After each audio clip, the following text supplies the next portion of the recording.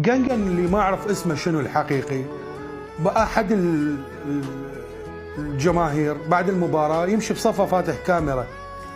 جنجن يتحدث عن اللاعبين ان هم يدورون حلوين، احكيها هيك احنا لو شلناها بالفيديو، ويشربون نراقيل للصبح.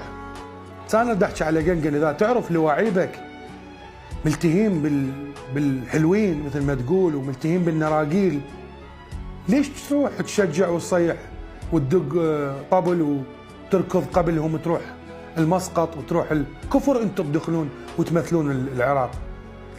اذا كان واحد عنده فلوس او غيره ما عنده، روح بصفتك الشخصيه كمشجع، لا تقول انه امثل مشجعين العراق، انتم ما تمثلونه.